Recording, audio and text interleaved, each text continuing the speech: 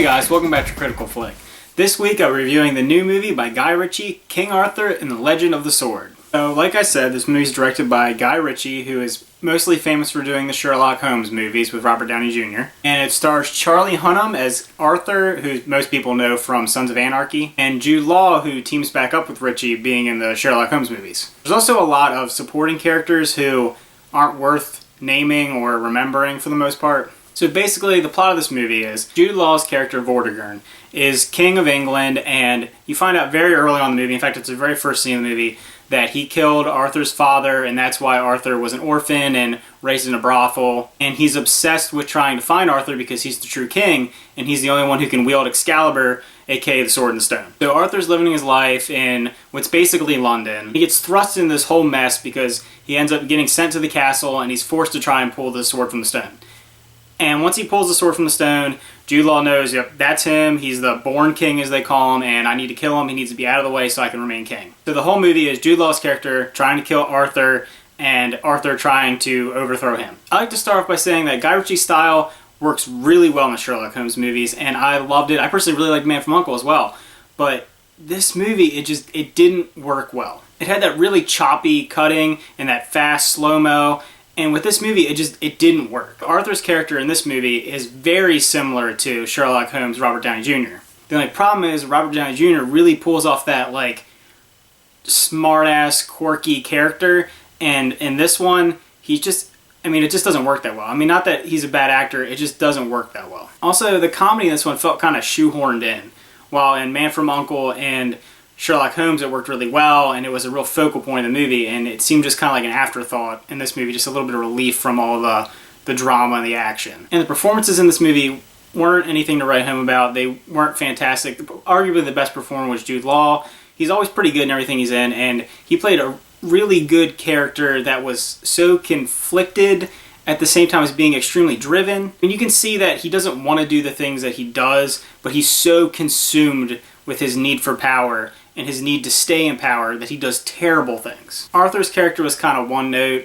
They really threw in some montage scenes. That's another thing in this movie. There's a lot of montage scenes and a lot of exposition. So basically you'll have an action scene, and then instead of really developing a character or giving you more to connect with, they just throw a montage of why he's able to wield Excalibur, how he became Arthur, all these things. He was almost more of like a Robin Hood than like a King Arthur.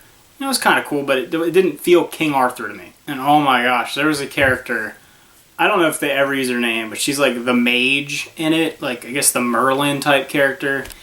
And oh my gosh, she was so one note.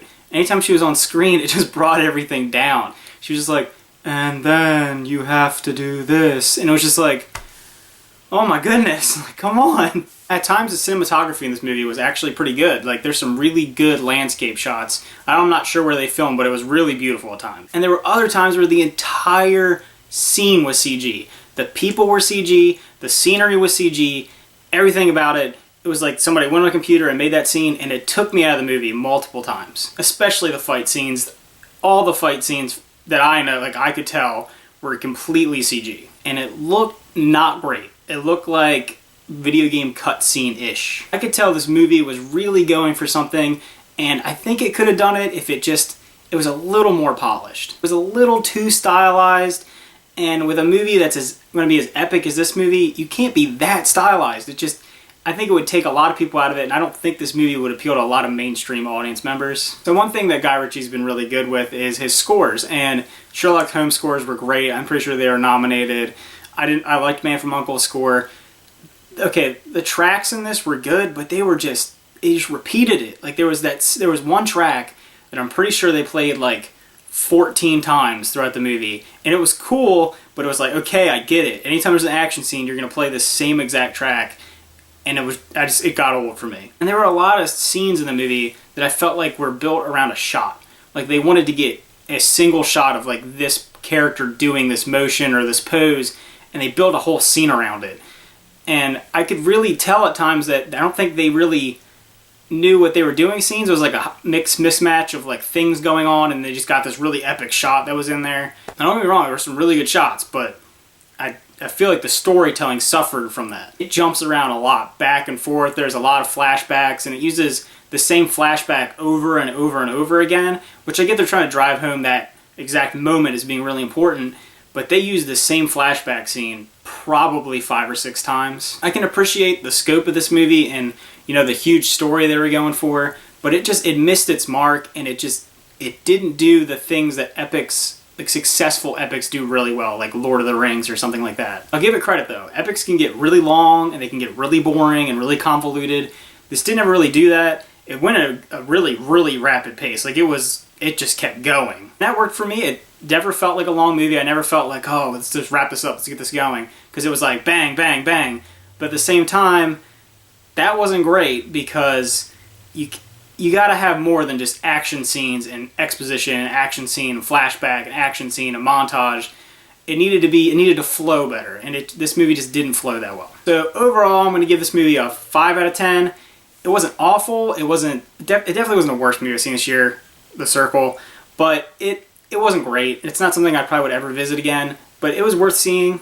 Also, I got an advanced screening of this movie, and this is the first time I've been to an advanced screening, so that was pretty cool. I mean, if you already saw Guardians and you really want to go to the theater, it is worth seeing, but don't expect anything fantastic. Don't expect anything on the level of like Sherlock Holmes. I think one of the things that hurt this movie for me is it being compared to other medieval-ish epic movies like Lord of the Rings or even shows like Game of Thrones. Game of Thrones just does it so well. Speaking of which, this movie stole one of the actors. You had Littlefinger, Peter Baelish thrown in there a couple times. I think it just bit off more than it could chew, and I think there was a good movie somewhere in there.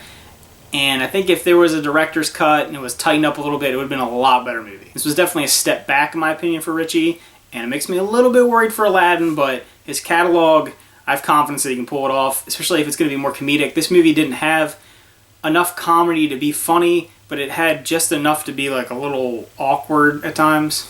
Like there were times in the movie where the audience would laugh, and it wasn't like, are they meant to laugh there? They used like the same kind of situational comedy multiple times. You'll know if you see it. It was like this huge epic fight that would end, and every people would laugh because it was. You'll know if you see it. So alright guys, thanks for watching, and as always, remember to like and subscribe. And if you saw this movie, what did you think about it? Did you think it was good? Did you think it was one of Guy Ritchie's better movies? Let us know, and see ya!